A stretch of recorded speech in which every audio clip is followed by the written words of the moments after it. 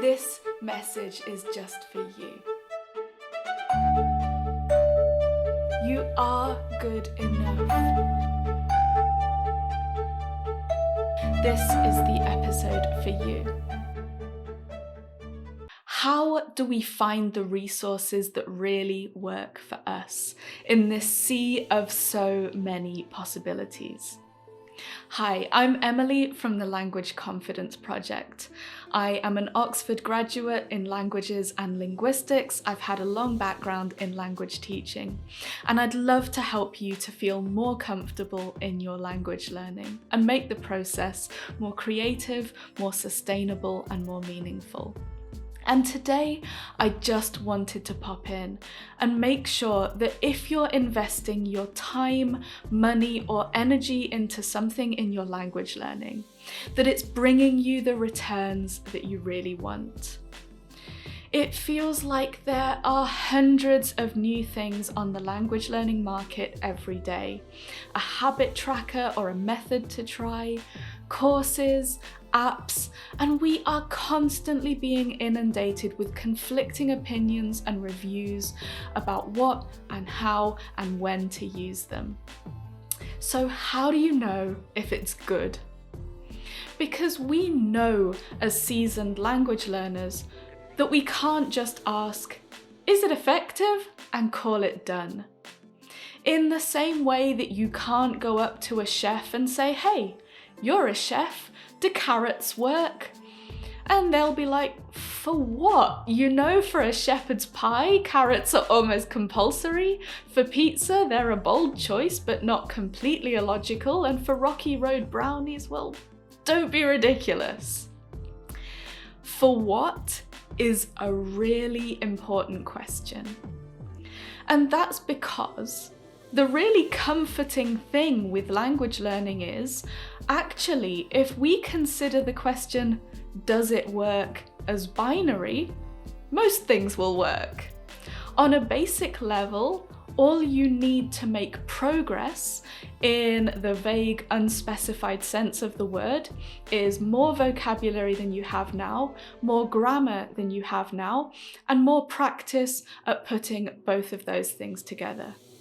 Most language apps, products, and services on the market can offer that. But that does not mean that they're all equal. No method, no resource is just inherently perfect for all language learners. And that's because you aren't trying to make vague and unspecified progress. You have a goal in mind.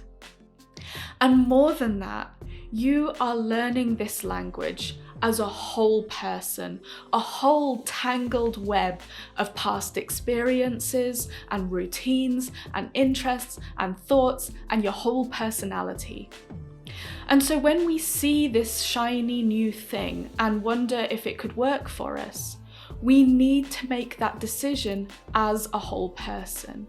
We need to look carefully at the thing and what it offers, and even if it has the best reviews you could possibly imagine, we need to find out 5 stars for which language learners, and 5 stars for language learners trying to do what. So here are 5 suggestions of questions that you could ask to really find the resources that are going to work for you.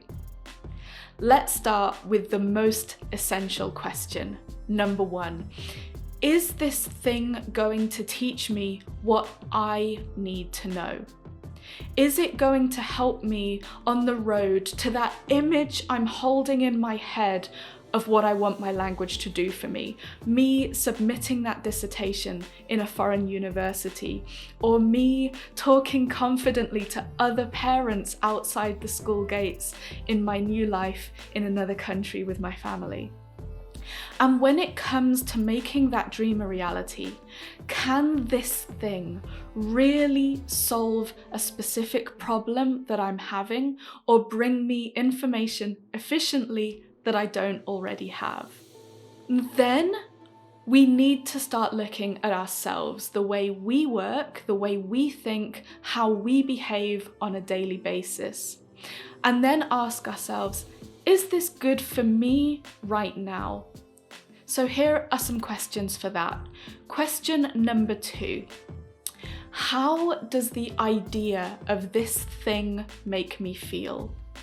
So as an app, a course, whatever it is, will it support my strengths as a learner of anything, based on all my experiences of the things that I've learned in the past? And the reason I'm asking this is that so many people I've spoken to are willing to accept teaching styles or methods that really don't suit them when they're out of their comfort zone, because they assume that that discomfort that actually the method is bringing them is just part of the territory of being out of their comfort zone.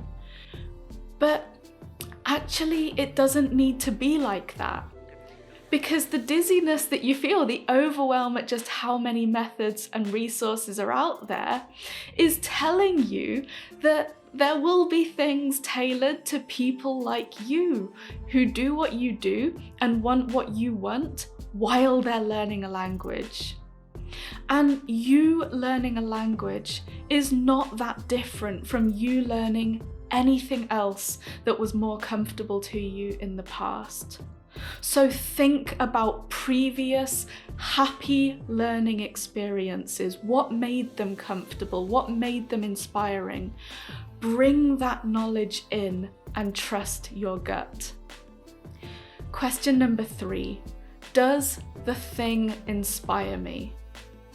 Do I really like the idea of the thing? Or do I like the idea of being a person who likes the idea of this thing?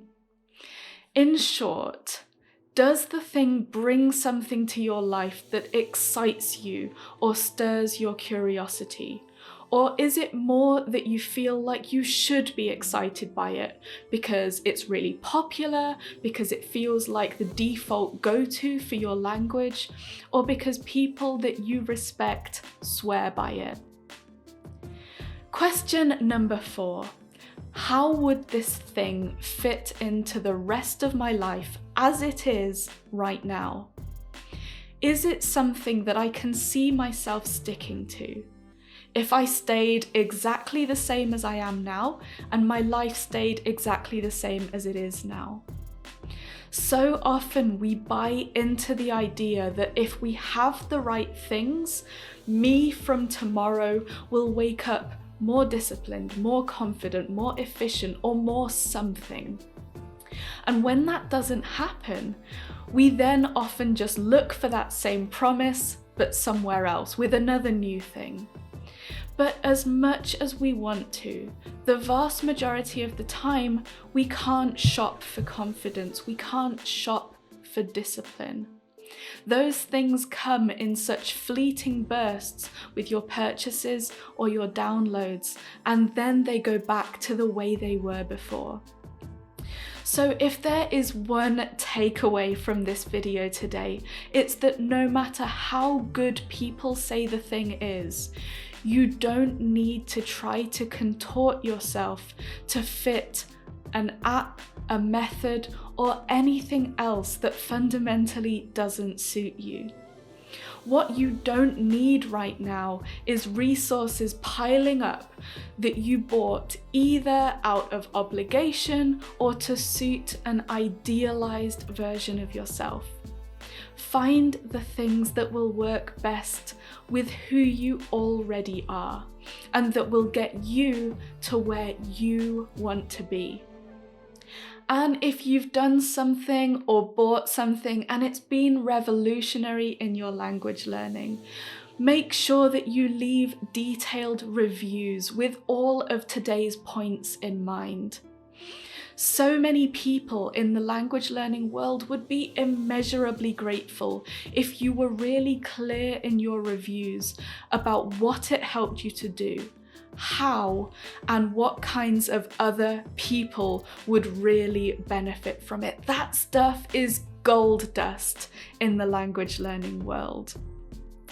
And if you can think of anything that you would like me to answer in any videos like this, please leave a comment and ask me, what are you struggling with? How can I help you to get the most out of your language learning, to make it meaningful, to make it more creative or more fun? I really want to help you on this journey, and I would love to know if these reminders are helping you do that. Your feedback means everything, and it helps me to make better videos. Have a wonderful day. Good luck with everything. Keep going, and I will see you tomorrow.